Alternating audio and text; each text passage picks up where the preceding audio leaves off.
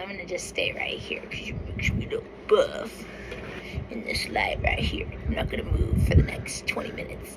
Okay, so the first topic we're gonna talk about is Facebook Marketplace. Okay, where to begin? I should have taken notes. Let's just dive right in. So, do you think that Facebook employees decided, hey, we're going to throw Craigslist onto Facebook and we're going to find the craziest people that are out there? And for whatever reason, weird, crazy, psycho, but also cool, because I've also met friends on Facebook Marketplace. Oh my gosh, we could go into so many like webs of things I have about Marketplace. But okay, let's start with why right now it's extra whack on here. So I don't know about you guys, but recently I've been experiencing the extra lowballed prices. So look, I love a deal. I love Facebook Marketplace. People ask me all the time, where do you shop at, Catherine? Where do you get your stuff? A lot of it's Facebook Marketplace. I mean, obviously I can't always rely on that, but a lot of the things I get, I'm on Marketplace all the time, swiping, scrolling, what's new, refresh, what just got listed that I can pounce on before anyone else. And look, I'm throwing out low balls a lot, so I do understand that. But I'm not throwing out a low ball to something that's been listed 4 minutes ago, okay? If it's been listed 4 minutes ago at $200, maybe I'm like, hey, $170? You know, I feel like that's respectful. That's in the range of like, yo, I still respect you and your item, but it's Marketplace, and so I have to pay less and it's listed at to feel good about myself. We have a mutual respect. Boom, we're good.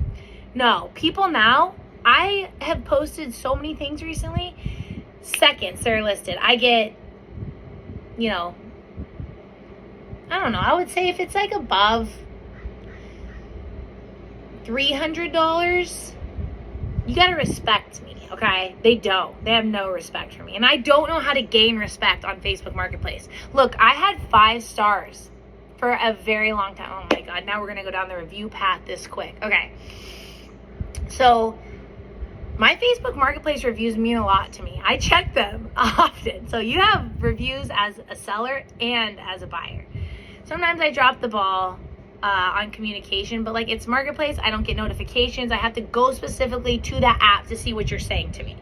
Don't be so rude. If I miss your "is this available" question, I might get to it tomorrow morning. Like, don't be an ass, you know? No, I have people go and review me. Say, as a seller, I have poor communication because I didn't get right back to them. Or better yet, here we go. This is a good one. This lady, so I had an item that was listed for, it was supposed to be like 140, I think.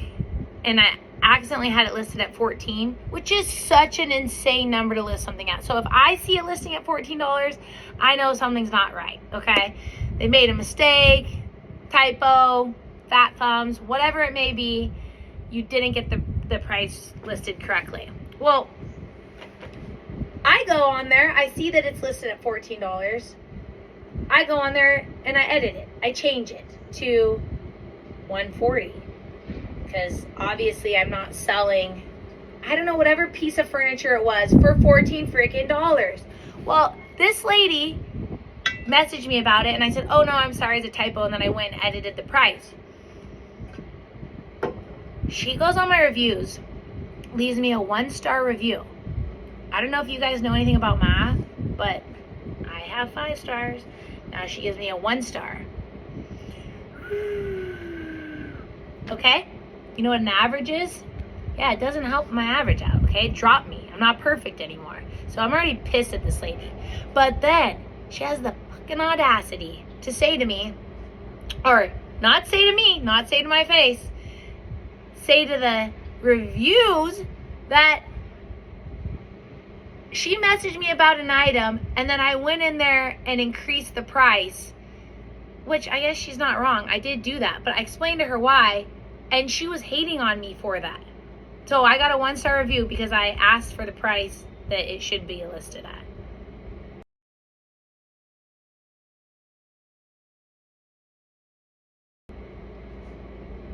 I messaged her.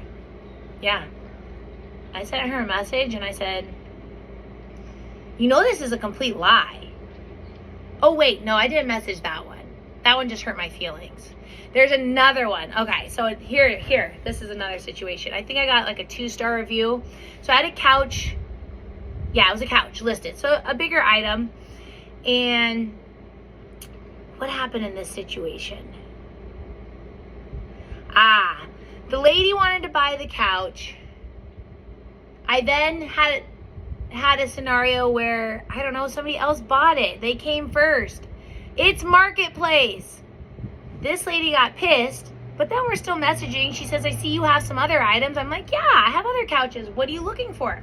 She gives me her exact measurements, which I'm not a store. I'm already kind enough to, accept more from this person that I already sold the listing they were interested in. So I send her more pictures. I take the time out of my day to say, like, hey, I sold this couch, but I have this one that's similar. This one is similar size. What colors are you looking for? She goes on there, leaves me a review that says that I sold the couch out from under her and then stopped the line of communication and ghosted her.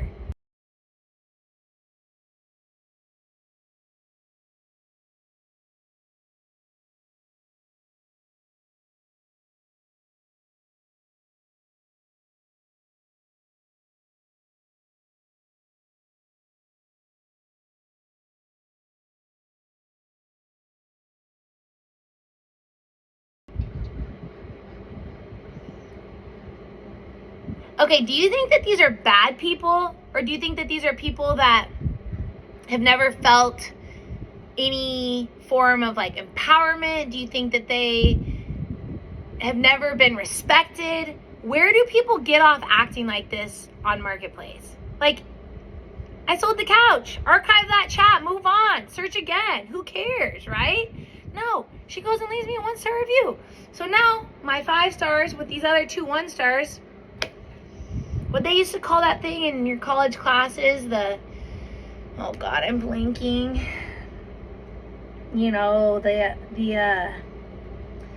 Oh my gosh, I can't think of it. The class average, that's like what your grades are. Is there a curve? Yeah, the curve is fucked because of these people that aren't nice and want to hate on me for trying to help them out, really. So the reviews are one thing. Hey, but as a seller, I have close to perfect. I'm a badass. As a buyer, I'm a badass buyer.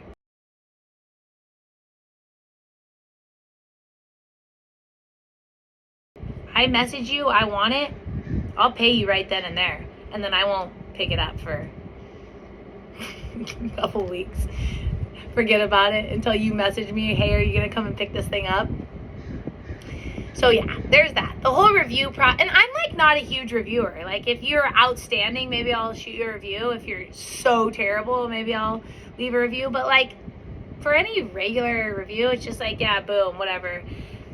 5 stars, whatever the quickest thing is to get out of the box, and archive the chat, because archiving the chats to items feels so good. I can't, like, right now I have this leather couch that is taking up way too much space in my whole life, my brain, my emotional state.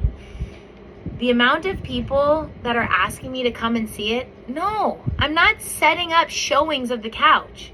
It would be a full-time job. I have, probably right now, if I check, I could share my screen with you and we could all see that I have at least 20 messages saying, when can I come take a look?